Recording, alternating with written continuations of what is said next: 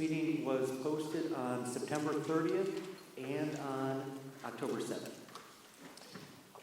We'll move on to, by the way, for those of you following along in the annual meeting book, the agenda is on page 4. We will move on to, I already called the meeting to order. If you'd please rise and join me in the Pledge of Allegiance.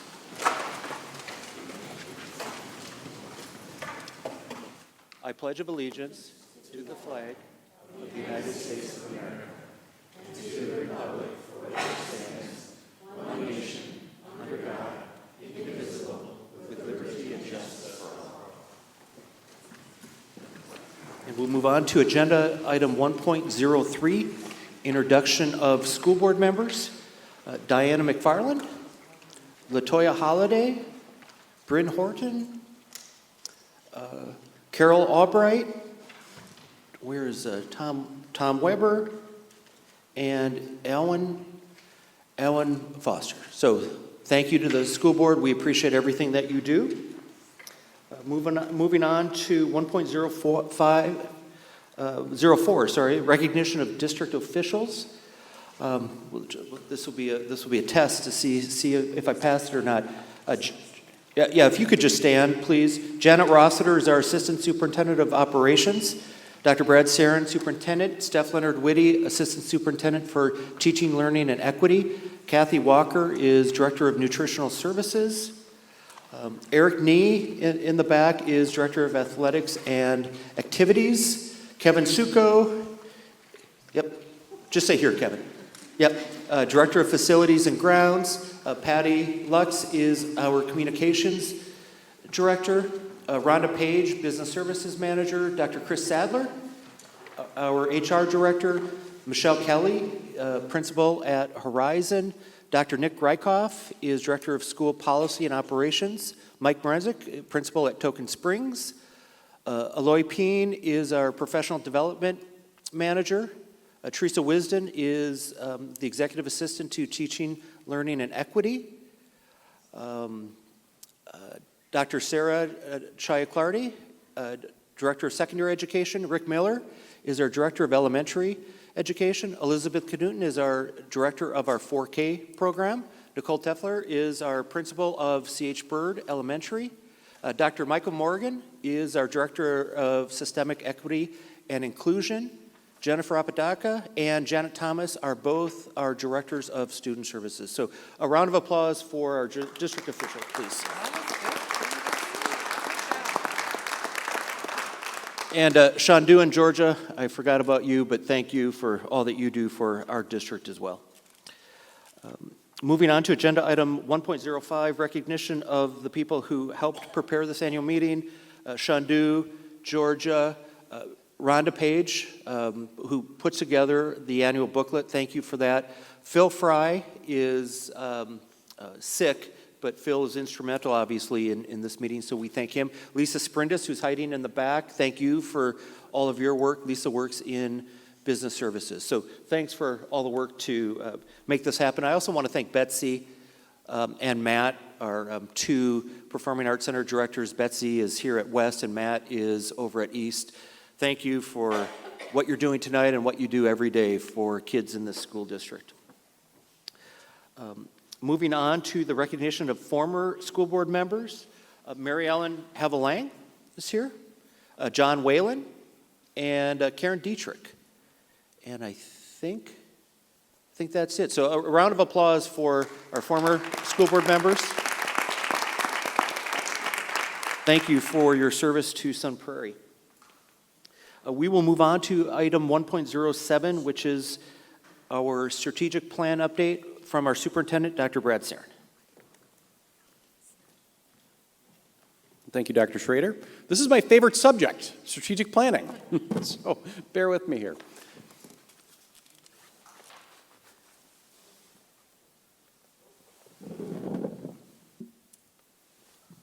All right.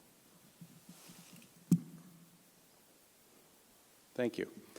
Okay, so this is an image of the strategic plan that served the Sun Prairie Area School District for about 7 years, from 2013 all the way to 2022. This strategic plan had 4 pillars. It included teaching, learning, and equity, a focus on the workforce, a focus on engaging and communicating with our community, and then a focus on facilities and operations. And this really brought us through all of our long-range facilities plan and updated almost every single part of our curriculum through the curriculum renewal and design plan. And it served the district well, and it was developed in 2013, and lots of courses changed in our world and in the area that we serve inside the attendance boundaries for Sun Prairie, and so we had to update the plan. What we did is we went through a process of engaging our community. So we sent out a survey every Tuesday. We called them 2-Question Tuesdays, and so we got feedback from this survey. We also held relational interviews throughout the district. We interviewed students, and then we had open houses. And so after that, we took all of that information, had the Wisconsin Center for Educational Research actually help us process through it, and we nominated a team of community members. This is an image of our team of community members that went through the process of looking at that information and beginning to formulate an updated, refreshed strategic framework for the school district. If you can advance the slide. What they really did is they took the information from the previous strategic plan along with an instructional framework model that our Teaching, Learning, and Equity Department had been working on, along with the key themes that we had from our community. And what the steering committee did is created a refreshed strategic framework for the school district to work off of for the next 5 years. And if you'd advance the slide. And so this is an image of our updated now strategic framework. A copy of it is in the pamphlet that you received at the door just before the agenda for tonight's meeting. And so one of the interesting features of the updated strategic plan is that our steering committee recommended a sort of a condensed version of it. And so in this case, we've got 3 pillars instead of 4 pillars. The first pillar is a culture of educational excellence. The second pillar is a culture of an engagement and inclusion. And the third pillar is a culture of operational excellence. What they also recommended to the school district is that we take a foundational thread of continuous improvement, revise it, and move it up to the very top of the strategic framework. And they recommended a new phrase to say that the Sun Prairie Area School District has to be committed to equity and excellence through continuous improvement. And so they took our commitment to equity outlined in the board's preamble and put it right in our foundational thread that crosses all 3 of the pillars, and they moved it to the top of the strategic plan to direct how the school district functions for the next 5 years. If you could advance the slide. We also revised through the steering committee our value statements. The value statements before, I think there were like 15 of them. They condensed those value statements into more accessible statements that really outlined the values of the Sun Prairie Area School District, which includes student-centered decision-making, a welcoming climate, a focus on relationships, a focus on high expectations for our students and ourselves, a focus on equity, a focus on diversity, a focus on respect and dignity. And these are our shared values in the system that we try to live up to, and they are grounded in the shared vision that actually comes from our community. Go ahead and advance the slide. Okay, so it's important for everybody to understand that this plan isn't just something that gets 3-hole punched, put in a binder, and then put into a shelf. We actually have very specific plans that are cascaded across every single department and every single school in the Sun Prairie Area School District. So for example, when we, and I have that arrow at the top, when we say our commitment to equity and excellence, what we mean is that we've got, and go ahead and advance the slide, we've got an equity framework. And this equity framework includes components like a community-based vision. It includes the board's governance process and how it focuses on equity. It includes our strategic approach, site excellence and equity, and it also focuses on our partnerships throughout the Sun Prairie Area School District and beyond. And so it's important for people to understand that as a part of our strategic plan, it's not just that image, it's not just that framework, that there are frameworks behind that strategic plan that exists to help us align the system. And so here's another example. When we talk about our commitment to educational excellence, what we're really talking about is the execution of, advance the slide,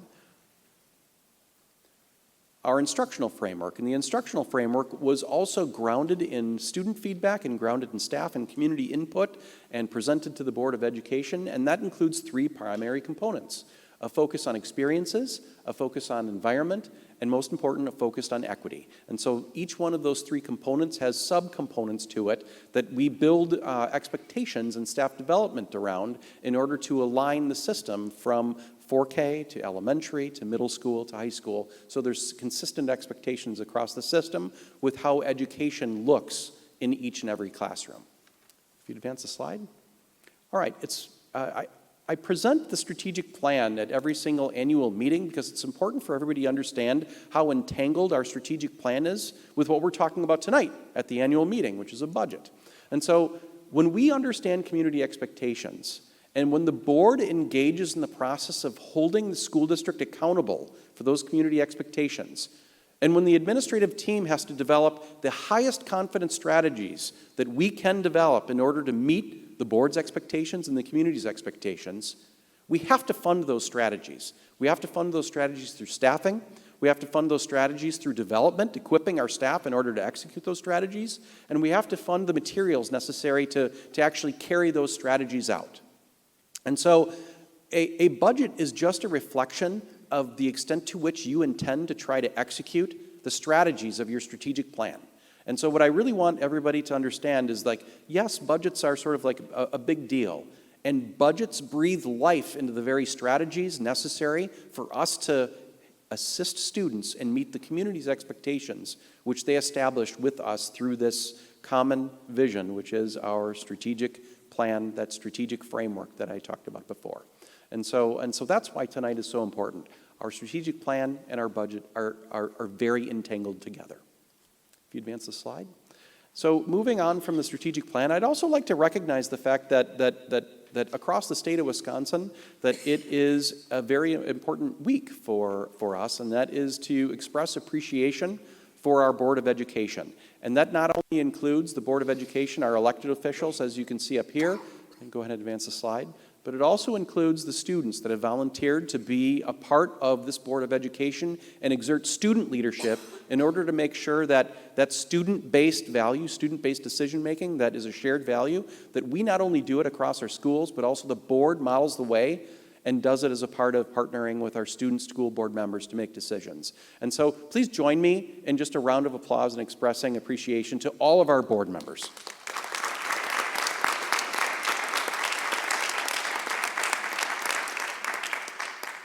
Thank you.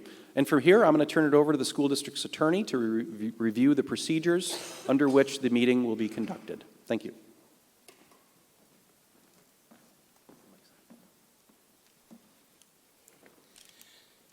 So, good evening.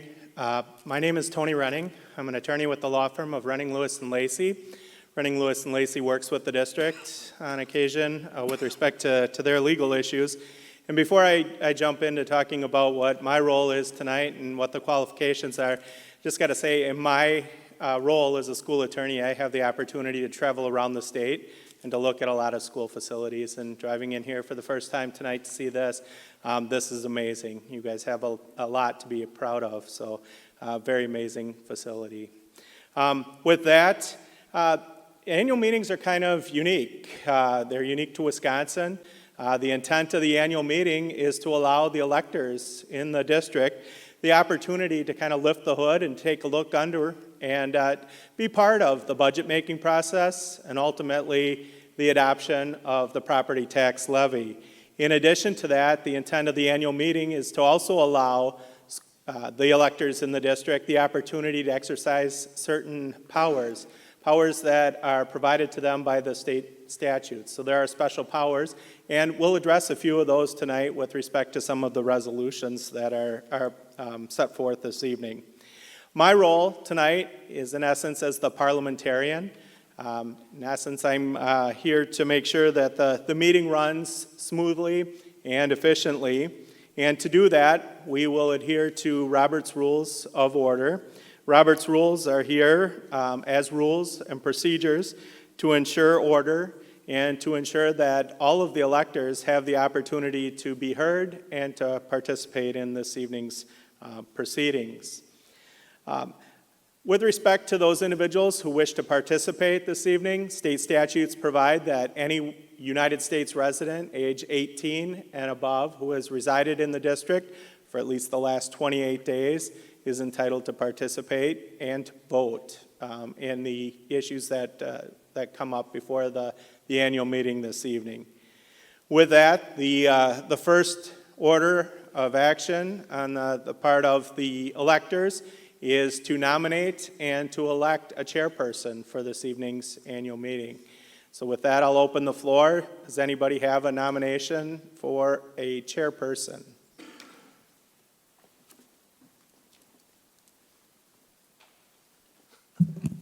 Mary Ellen Havel Lang, 3013 Bunker View, Sun Prairie. I nominate Dr. Steve Schrader. Okay, so we have a nomination for Dr. Steve Schrader, and that's one part I left out for those individuals who wish to participate, whether it's to nominate or to second or to make a motion. You need to step forward and utilize the microphones, identify yourself, and so we can record that as part of the minutes or the recording for this evening. So we have a motion for Dr. Schrader. Is there a second? Del Menard, 3199 Waybridge Drive, Sun Prairie. I'll second that motion. Okay, thank you. Are there any other nominations for a chairperson for this evening's annual meeting?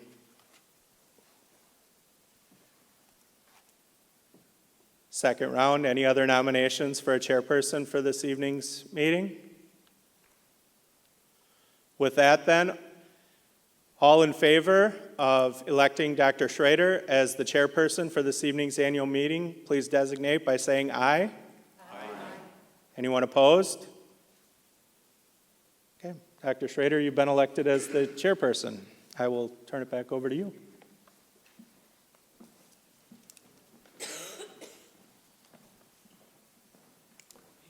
We are going to move on to agenda item 4, which is the 2022-2023 budget summary report.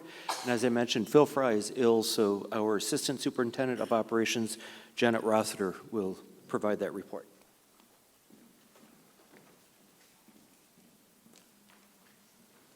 Before I start, I just want to add my thank you and appreciation to our board and for Steve to come up here and know everybody's name with all of the positions. It's pretty amazing, and that's the kind of board that we are fortunate to have here in Sun Prairie. So thank you, and congratulations on School Board Week. So Phil told me that if he would have been able to make it, he's got COVID, if this would have been his 25th year delivering this budget presentation. So I am sure, even though I first thought like, okay, you're just trying to get me because he knows that I don't like this kind of stuff, that I thought you're just trying to get me, but I really think he would have wanted to be here for 25 years. So with the budget presentation, if you can advance the slide deck, please, to the next one. The budget process is beginning, it begins well before we set the levy at the end of October. We begin the budget process in about December of every year. And just as an aside of that, some of you may be wondering with the timing of the referendum, why November, why not spring, why not later? It's because of the time that it takes us to prepare a budget. And in addition to that, that budget is going before the board multiple times, and there are many opportunities to comment, and we have a budget hearing as well for comment on that budget. So while tonight is a step in the process, I just want to emphasize that it's one step of many steps that have already occurred. In how districts are funded are through the revenue limit formula. It's a very restricted process in the state of Wisconsin. There's not a lot of opportunity for districts to have local control other than going through a referendum. And the simple revenue limit formula is revenue limit, which is the amount of money that we can spend and the amount of money that we can bring in, minus state aid equals local taxes. And by controlling the amount of revenue that a district can bring in, effectively, expenses are controlled. So with that revenue limit, what are the major factors? Student membership, that's the number of students that we have in our community. The state per pupil allocation for the last 2 years, that has been 0. No increase at all from the state to fund our increased costs, plus a yearly increment and the revenue limit base. So with enrollment for this budget, we had projected 29 students, a 29 student decrease. Our preliminary count shows a decrease of 15 students. And that, because we're a declining enrollment school district at this point in time, then it will lead to a negligible impact on what we had planned for the budget. The enrollment is averaged over 3 years, and that's another reason why our estimate being off by about 15 students does not have a major impact on what we had planned for building the budget. So if we look at this chart that shows our enrollment history, and then the line that's going through that is our free and reduced population, you will see it's been somewhat stable over the last years. And in Wisconsin, where a district wants to be is a slow-growing school district. You don't want to be declining. You don't want to be growing very rapidly. Slow, steady growth is how districts fare the best in the revenue limit formula. So we are entering the second year of the state's biennial budget. As I said earlier, we have no increase from the state to meet our increased expenses. There is an increase in equalized aid, and that only goes to lower property taxes. Remember I said earlier, revenue limit minus state aid equals local taxes. So an increase in state aid buys down our local tax burden. The revenue limit increases that we've received lately have not kept pace with inflation. And as you can see, at this point in time, the state does have a surplus that they have been sitting on. This chart shows that this funding is not just a state of Wisconsin, or not state of Wisconsin. It is a state of Wisconsin issue. It's not just a Sun Prairie issue. As you will see in this chart, in 2011, we averaged in Wisconsin to spend $1,166 more than the national average. By 2020, that had sank to $754 below the national average, and that was before 2 years of no increase. So again, this is across the state of Wisconsin. The revenue limit increase each year is the same regardless of the school district. This shows just that decline in funding that has happened in Wisconsin. We have went from 11th to 25th in the nation.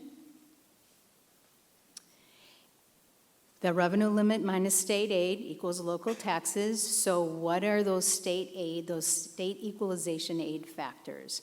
It is the district's per student spending. The state shares in that. The per student property value.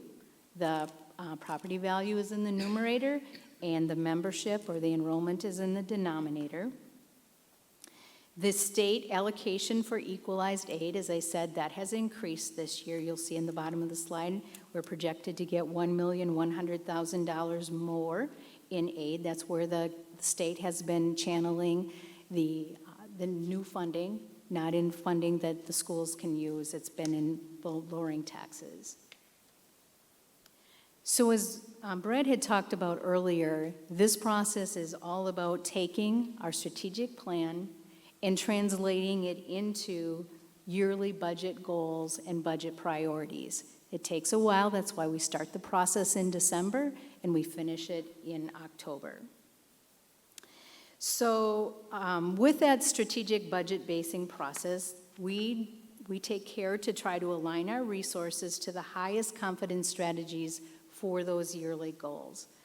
We present a step-by-step comprehensive calendar to the board, and then we use a lot of comparison data that helps us on our priorities and just helping us understand how we compare with other districts, and you'll see some more of that in the presentation a little bit later. So for this year, there's not a lot of new strategic budget items. We have been focused on employee compensation to bring our compensation in alignment with Dane County average. You'll see that's the largest share of our strategic budget items for this year. On this slide, you'll see how we focus our funding on class sizes. It's a priority in Sun Prairie and has been for quite some time. And you'll see the target guideline ratios for each of our grade levels, and then what our actuals are for this past year. This chart shows the summary of staffing changes, and one of the things that you will see this year is we have more staff as we open this facility. There are some inefficiencies with more buildings. It just happens as a natural process. Our most efficient way of being would be everybody's in one high school, but that's not educationally what's best. Smaller schools are better for the learning environment, but they're more inefficient because you have more costs that will be duplicated across those buildings. This chart shows our largest expenditure areas. You can see we're a people business. And so salaries and fringe benefits are by far the largest expenditure that we have in our district. And then in the lower part, so that's kind of the what, how do we spend the money? And then the lower part is what for. What do we spend that money on? The largest portion, as you would expect, is in instruction. This, was talking earlier that we use data to compare about where we are with other Dane County school districts. This one is our teacher ratios. And as you look at this chart, the left-hand side is highest amount, lowest, more to the right, is lowest, more favorable. So the lower, or the more that we are to the right, the more favorable and the more investment that we have in each of these areas. And you'll notice as we go through these next few slides, watch how those arrows move. So this one is on teachers. If we go to the next slide, this is our support staff. We are richly have a lot of support for our teaching staff in our buildings. And then the next one is where we are with our administrators. And again, highest ratio is on the left-hand side and lowest is on the right. So looking at our budgeted compensation for this budget year, we're projecting that our total package increase for our professional educators is $2.48 million. Our board was early in saying that they wanted to meet the cost of living expenses, and as I said earlier, we're a people business, so that is where the biggest part of our budget went this year. This shows for our support staff, our administrative support, and our administrative, the different amounts that we will be budgeting for each of those different areas. And again, it's for cost of living, and then each of our groups have some level of professional advancement that is more of what I would call more of a performance-based kind of compensation. It's a minimal amount, but it is recognized. So benefits, as you might guess, are a large portion, and the biggest part of that is health insurance. And you will see that $14.3 million is budgeted for a health insurance increase, dental 1.4, Wisconsin retirement system, that's the system that all Wisconsin public employees are under, 4.8. And employees pay half of that, and the district pays half. So this year, we are balancing the budget, because I told you earlier we had zero increase from the state. We are balancing the budget on the elementary and secondary schools emergency relief funds. That money was allocated to the states to reopen schools to address learning loss.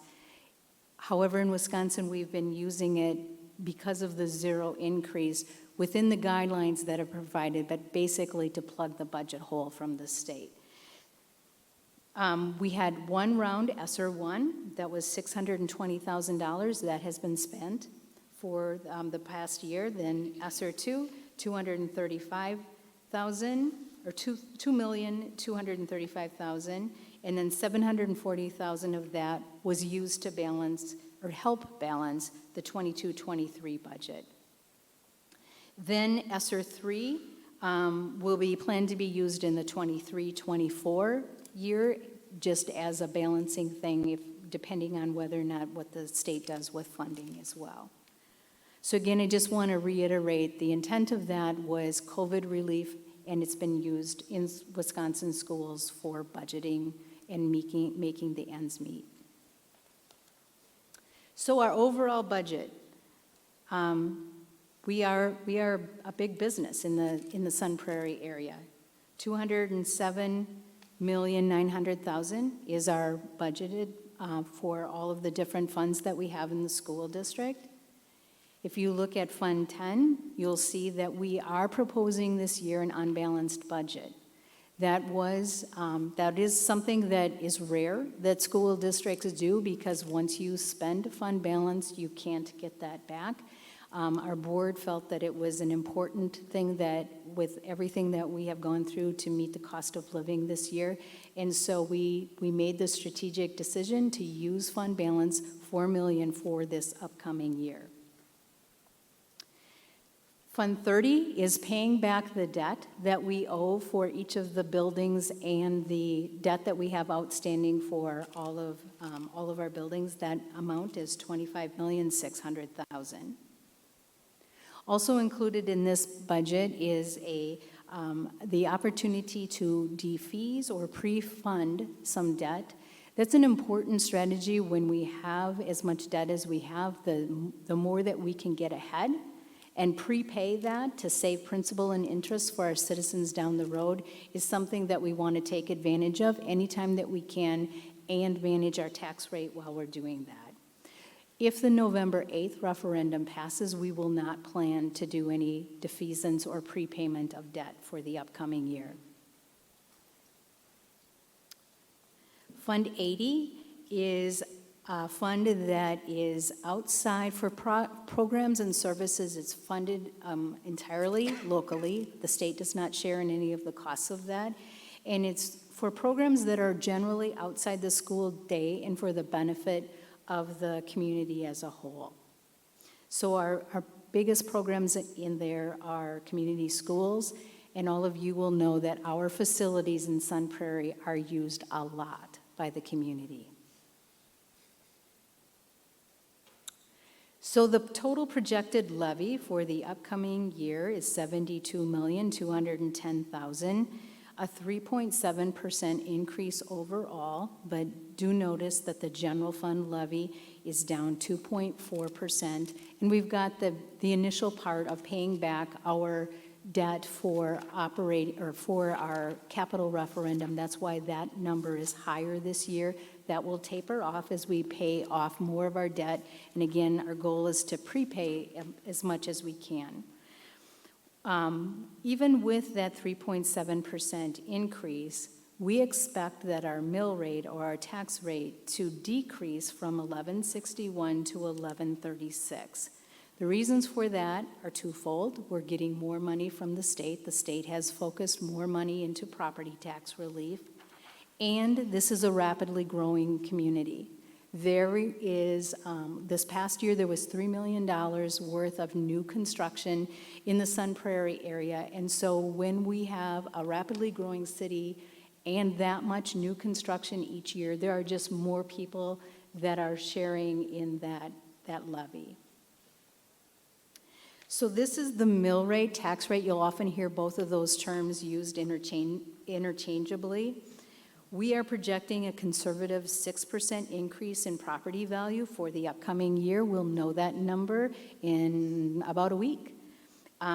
With that 6% property value, that is the 1136 that we showed on the last slide. That's about, again, that 1136 is about a 2.2% decrease in the mill rate. One of the important things to remember is that we have 10 municipalities in our community, and that levy is is spread over all of those municipalities.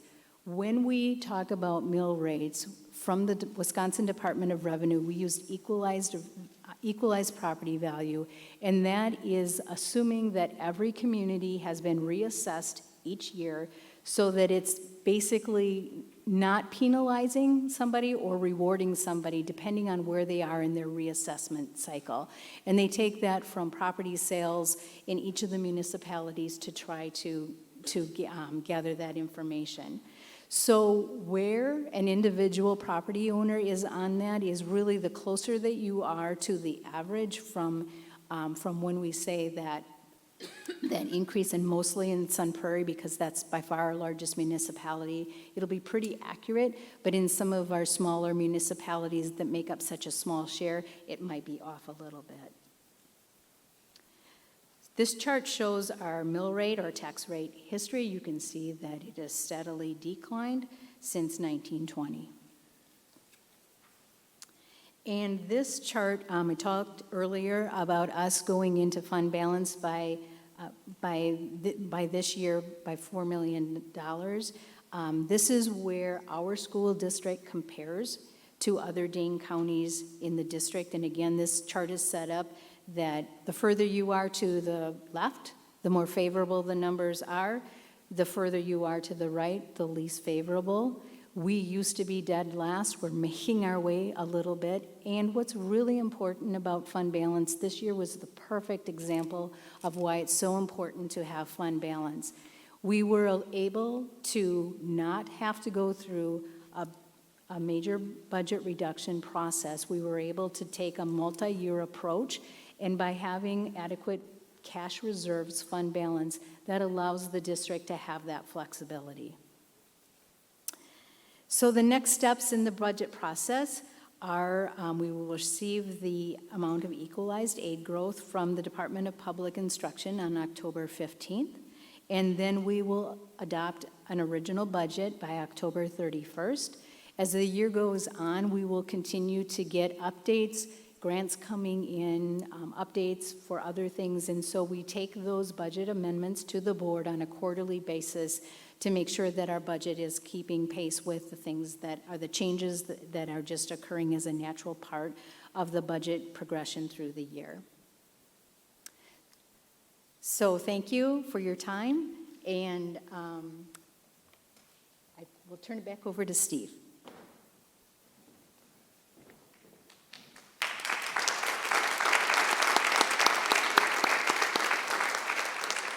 When I was acknowledging people who helped with putting this meeting together, Patty, I forgot to mention you and Adam. So our two communication people, I want to make sure that recognize you for your help in putting tonight together. We'll move on to agenda item 5. This is the public hearing and review of the 2022-2023 budget by LaToya Holliday, the district treasurer, and Janet Rossiter, our assistant superintendent of operations.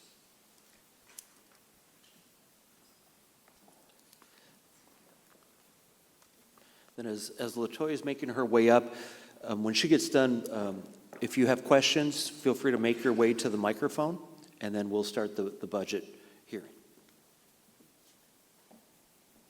Hi, good afternoon. Janet, the treasurer's report is actually number 6, so do you want me to give the report right now?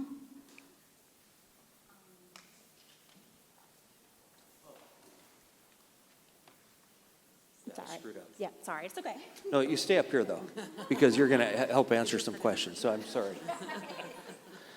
Trying to get us out of here sooner, I guess, than anticipated. So we'll open up the budget hearing now, and I'll ask Brad and Janet to be ready for questions that may come up. So again, any questions that you have, please come up to the microphone, and if you could state your name, address, and your question or comment, please.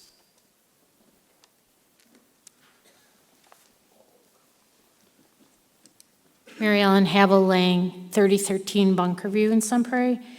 I noticed on page 38 on the enrollment patterns that we again have a decrease of 25 students this year. Janet touched a little bit on that and did a nice job on saying where our money's going, but didn't say what was cut. And I'd like to know what was cut or, an idea of what's cut and how that, what effect that has on student achievement.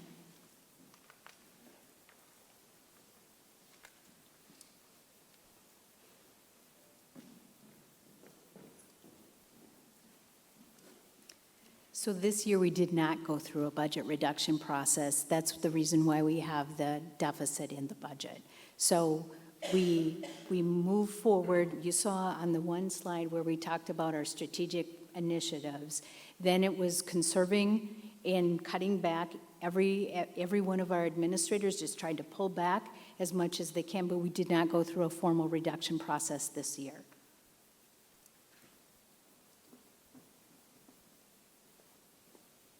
So the pattern shows that there will be reductions in the coming years, significant in some years, projected decreases. What is the board or the district planning on doing as far as budget reductions to meet those goals, rather than go to referendum every 3 years? This one is for 3 years, right? 3 million per year for 3 years. Yes, that's the roll-in, and then it'll be a consistent 9 million each year thereafter. Okay, so is the plan to then ask for additional in addition to the 9 million? Most districts in the state are in a declining enrollment Right, situation. I'm aware. This year, so the reason that it's problematic this year is the gap between what has come in from the state and what inflation is. The inflation that we had this year is not normal. And so if this inflation rate continues, and if the state continues funding at the way that it has, we will be in budget reduction mode. Okay, thank you, Janet.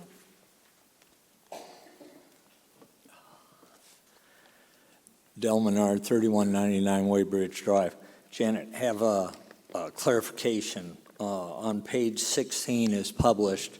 It says that the overall district budget is $194,500,000. And in your presentation, you said 207,900,000.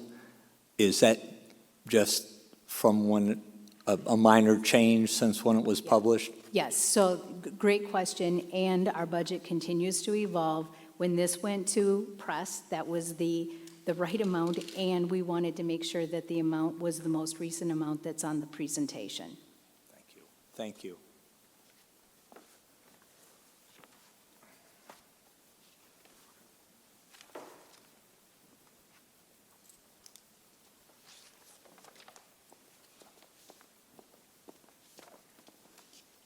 Tracy Frank, 2318 Walnut Hill Lane. I have a question first, just logistically. Besides asking questions, can electors also make a motion for a budget, for an addendum to the budget? Or we can only ask questions?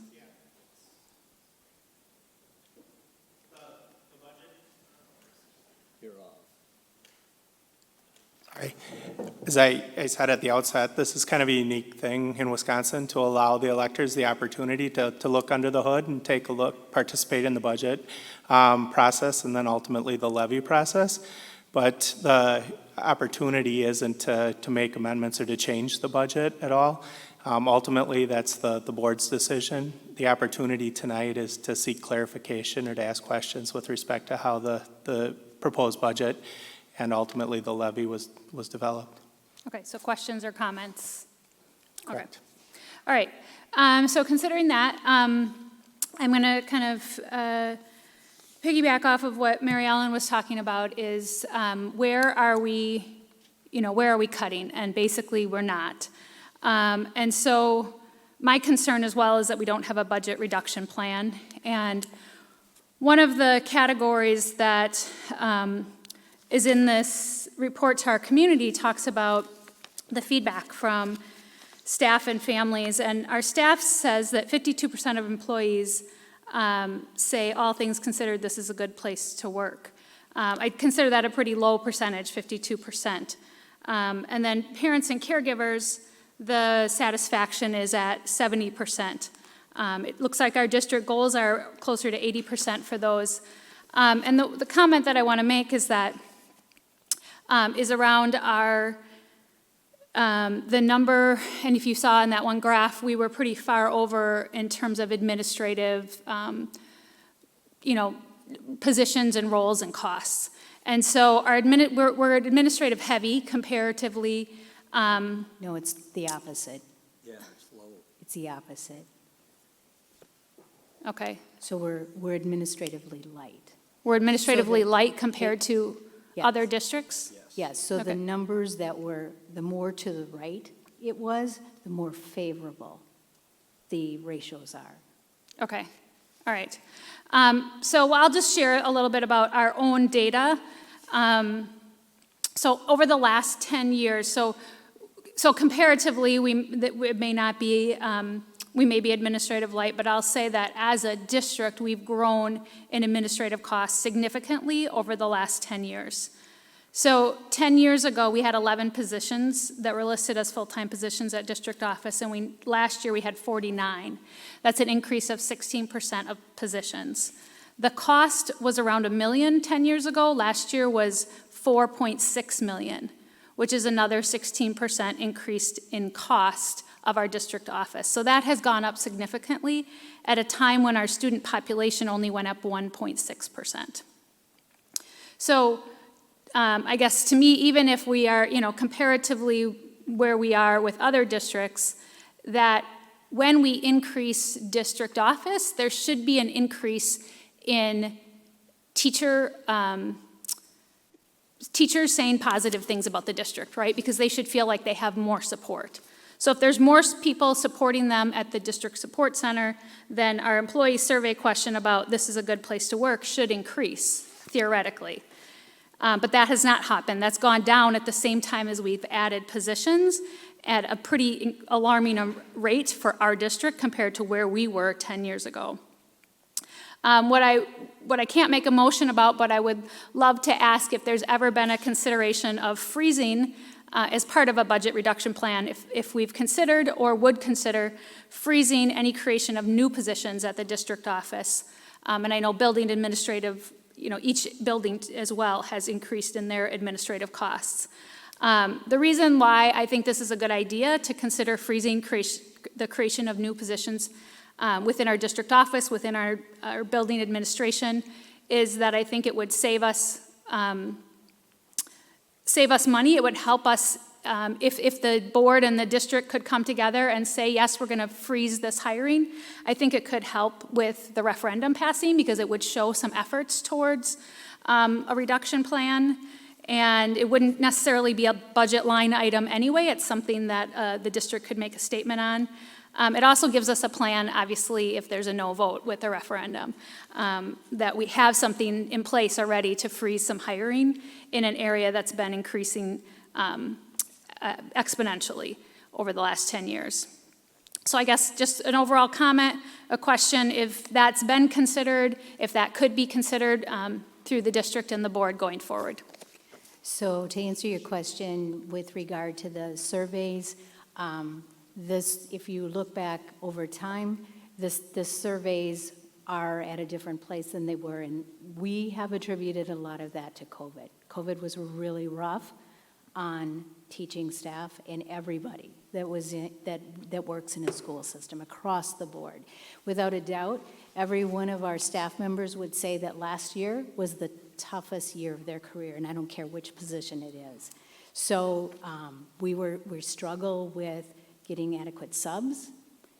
If anybody knows subs, we'd love to have them coming into and helping it up because teachers are having to help and cover classes when at other times there would be a sub there. That's hard on a person. And then in addition to that, so we're really struggling with subs. Public education has been vilified. Not a lot of people are going into the profession. We're struggling to get teachers. We're struggling across the board in all positions. And we saw that this last year in our surveys. I believe that our surveys, if other districts took those same surveys, we would fare no worse than other districts. It's just been a tough time in education. Then with regard to the district administration, we had been growing at a very good clip. And as our district grows, we have transitioned from a school district of many small schools that really don't have systems binding them together to needing to put together, as we have more elementary schools, middle schools, high schools, we need to have systems in place to bind those things together. It's basically the foundation so that all of the other things can happen.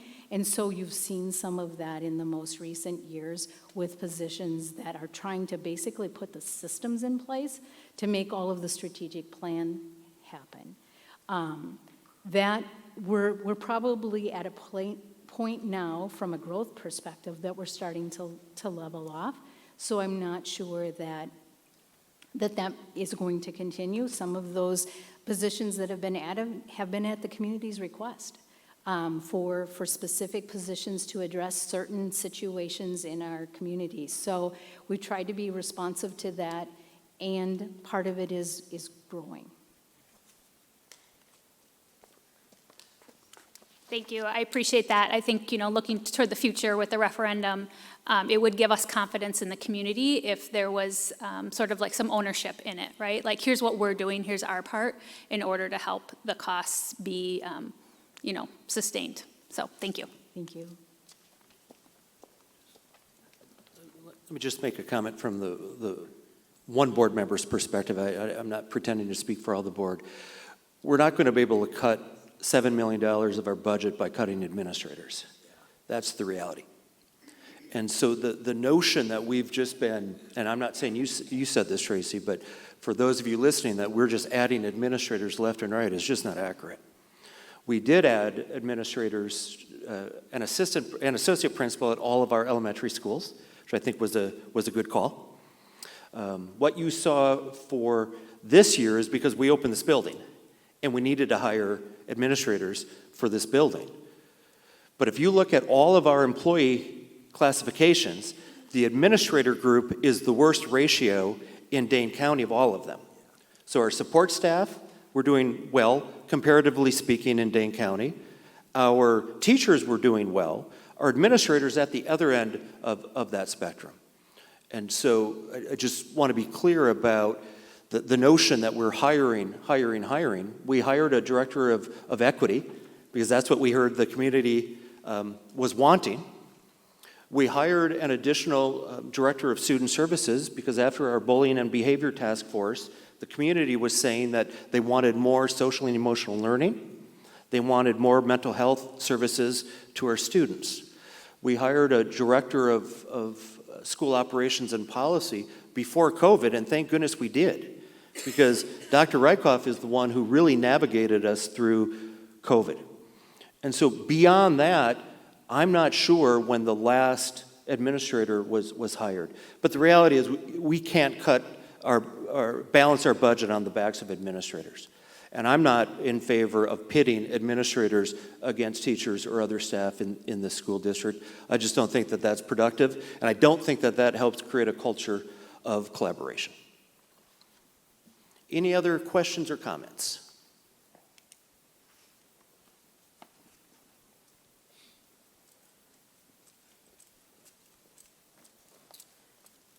I want to start off by clarifying. Name and address, Lisa please. Goldsberry, 708 Francis Court, Apartment 4, Sun Prairie, Wisconsin. I want to start off by clarifying. I didn't hear a request to cut any positions, but to freeze on hiring new positions. So I just want to clarify that.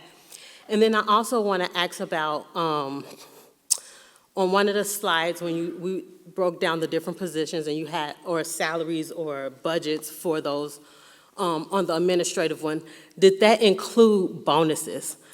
Because I did do a open records request for contracts and found that many of our administrators get retention bonuses, which was interesting because when we talked about bonuses for other staff, we talked about performance bonuses. Yet our administrators get huge retention bonuses. So I just wanted to know, did that line item that we saw in terms of cost for administrators, did that include bonuses?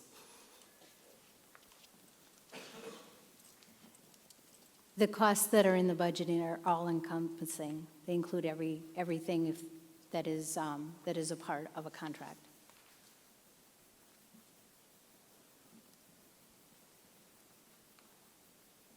Any other questions or comments?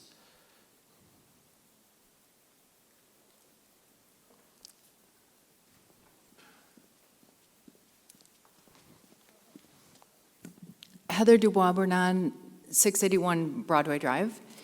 I have an unrelated comment, but following the past two speakers and what you said, Dr. Schrader, I think a commitment to maintaining administrative salary increases at a no greater rate than an increase to educator staff would be a wonderful way of ensuring that there's not a distinction or us versus them created between administrators and educators.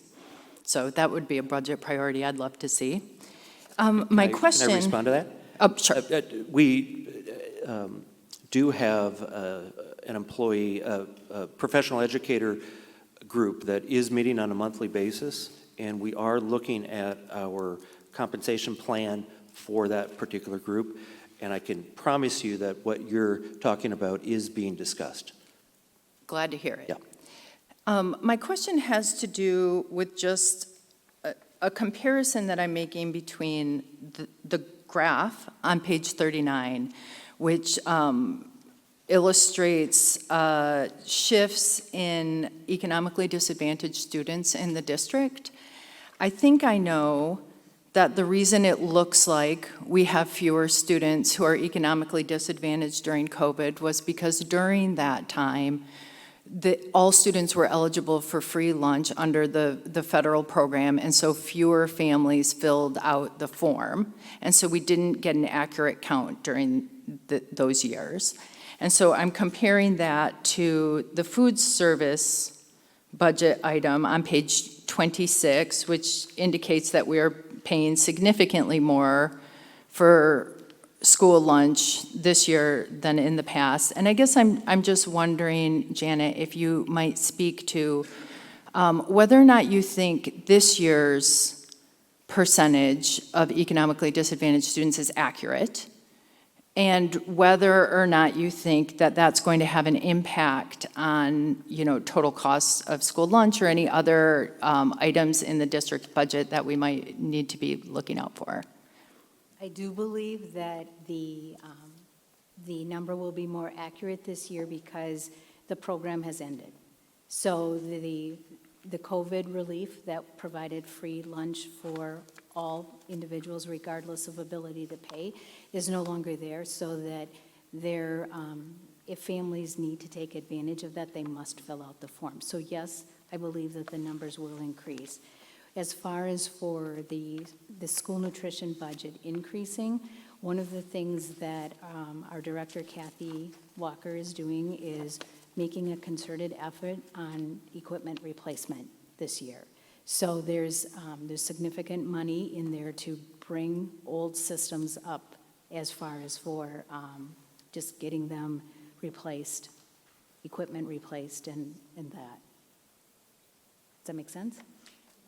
It does make sense. I guess I just am worried that we might not have an accurate count of how needy some students in the district might be, and that we might not be able to anticipate their needs, and I want to make sure that we can budget for them. We work really hard, and maybe Kathy, you could talk about some of the different methods that we use to make sure that people are aware. There has been some certification efforts that more is coming directly from the county, so people don't have to fill out forms. And then as a district, we do outreach and try to make sure that people are aware of the opportunities that they have. And is there anything more that you'd like to add to that, Kathy? Yeah, good question. There. Thanks, Kathy. Why don't you come to the mic? So I would say that we are getting a lot more students that are automatically becoming eligible for free or reduced meals because of direct certification from the state. More people are qualifying for benefits such as food stamps.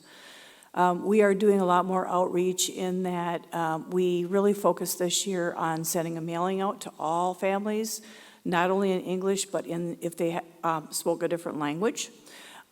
Based on that, we have received so many more free and reduced applications that have come to us this year that actually our percentage is up, I think it's up over 30% already. So we do Stuff the Bus where we hand out forms. We have a translator in the district to help families come in and fill the forms out appropriately. So I think we also do a Blackboard Connect. It's available online, electronically.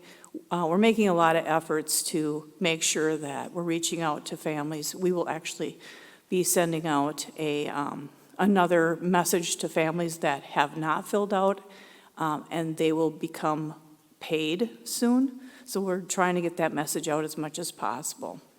I think you would agree, and correct me if I'm wrong, that we're able to better target and reach people than we have in the past because our methods of outreach have expanded and become more diversified.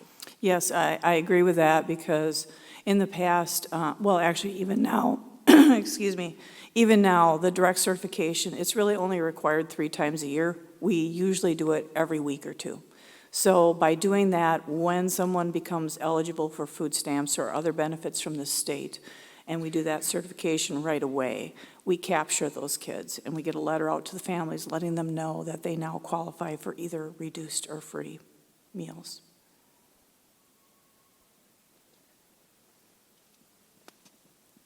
Thanks for that, Kathy. And if I could, since I still have the mic, I do have one final comment on the budget, which is that it makes me extremely angry as a parent in the district and as someone who supports strong and excellent schools, that the state has put us in a situation where we're forced to use COVID relief that was intended to meet the actual needs of children who struggled through the pandemic to fill holes in our general budget, and that we have to go to referenda for that reason. I think that is an absolutely unconscionable way for the state to do state finance, and I am frustrated with having to look at a budget that should be allocating new dollars in new and creative ways to meeting the needs of kids who are still trying to catch up or who have mental health concerns or other issues that we haven't quite matched yet through our post-pandemic teaching and learning. And I hope that everyone who's paying attention to these things will join us in advocating for better next time around in terms of delivering a state budget that actually meets the needs of our kids and that we won't be in this situation again. Thank you. Heather, I just want to make one last comment about our nutrition program, and I know you know this, but for everybody in the audience and those watching at home, the position of the Sun Prairie Area School District is every child should receive a free breakfast and a free lunch regardless. And whether that's funded at the state level or the federal level, less concerned about that, but somebody needs to fund feeding our kids. And the notion that we're not there in 2022 is, we believe, wrong, and we're trying to do what we can as a school district to advocate certainly at the state level to try to get some funds put into that. Yeah. So, any other questions or comments?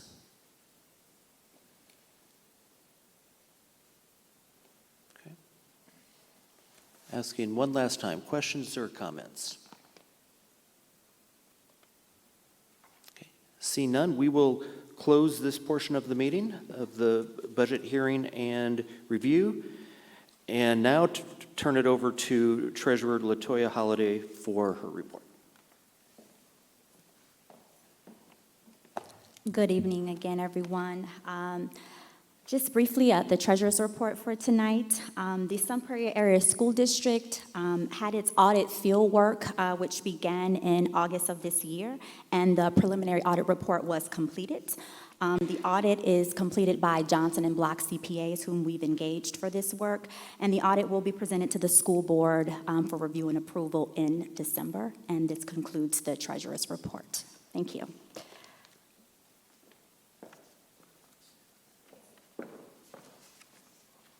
Thank you, LaToya. We will now move on to agenda item 7. This is new business. And just want to point out on page 13, there are sample motions. Now, again, the numbers in there, we're not putting those in to lead anyone to say anything. They're simply sample motions to make this meeting as efficient as can be. So with that, we'll move on to 7.01. This is to set the annual salaries of school board members for the 2022-2023 school year. Del Menard, 3199 Waybridge Drive. Mr. President, I'd like to make a motion, and then after said motion, I'd like to make a comment before you move further down the agenda. Sure. Okay. I move that the salaries of the school board officials and members for the 2022-2023 school year be established as follows. School board president, $6,000. Other members, $5,000.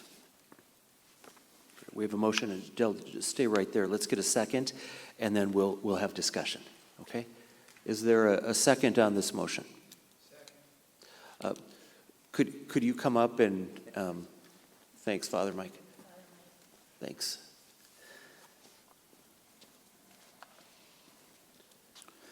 Father Mike Test, 318 East MacArthur, Sun Prairie. I second the motion. Thanks, Father Mike. Okay, Del, go ahead with your comment, please. Yes, for a comment. When you get down to 7.05, I'm looking at Janet and I'm looking at you. Regarding the sample motion for the tax levy, would somebody check that and make sure that what's written is what you are asking for tonight? Because it is slightly different, and I just want to make sure that when that motion gets made, that the correct dollars are used. Great, thank you, Del. You're welcome. Okay, we have a motion and a second on the floor. Any questions or comments on that motion? Okay. Asking a second time. Questions or comments, and a third time. Okay. Seeing none, all those in favor of the motion, please indicate by saying aye. Aye. Opposed, no. That motion carries. We'll now move on to 7.02. This is the reimbursement of school board members' expenses. You got it right, Chandu. Mary Ellen Haviland. I move to authorize the payment of actual and necessary expenses of a school board member when traveling in the performance of duties. Okay, we have a motion, and is there a second? Come on. Del Menard again. I'll second that motion. Thanks, Mel and Del. Any questions or comments on this motion? Okay. Asking a second time?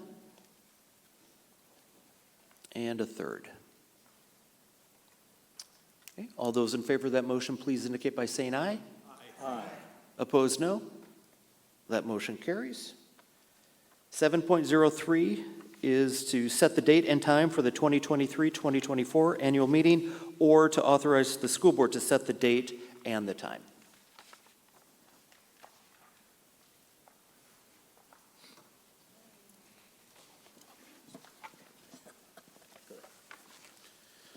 Tom Weber, 2243 Innsbrook Drive. I move that the date and time for the 23-24 annual meeting be set at a future date and time.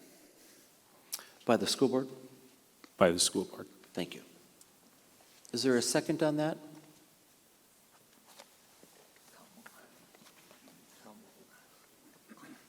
All eyes are on you, Del.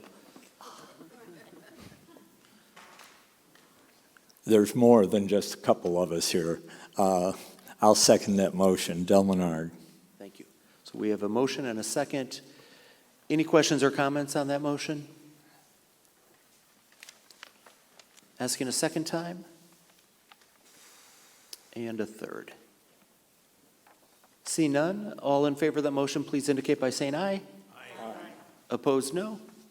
That motion carries. Okay.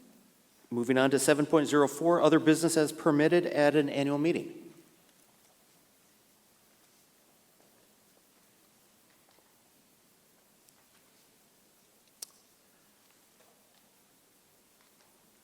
Asking one more time if there's any other business as permitted at an annual meeting. Okay. We will move on to 7.05. This is to set the property tax levy for the 2022-2023 school year.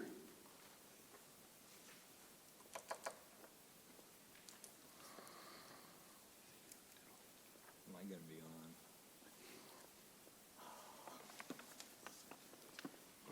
Janet, you want me to use this number that's in the book?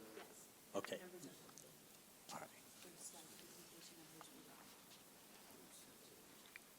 Yeah, that makes sense. That makes sense.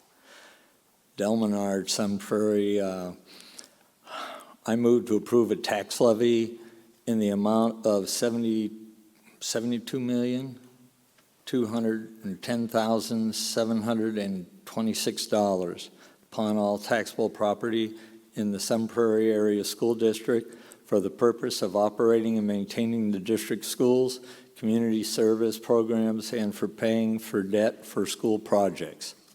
Okay. We have a motion, and is there a second? Tom Weber again, I'll second that. We have a motion and a second. Any questions or comments on that motion?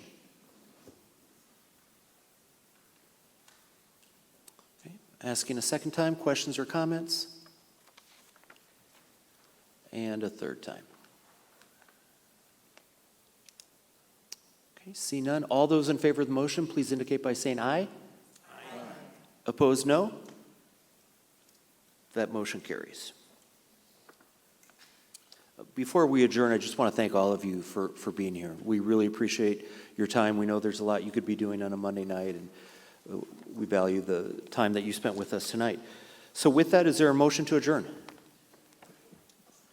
Go ahead, Del. You deserve it. This is going to be some sort of a record. Del Menard, I make a motion to adjourn the meeting. Okay. We have a motion. We don't need a second on that. All those in favor of adjournment, please indicate by saying aye. Aye. Opposed, no. Thank you again.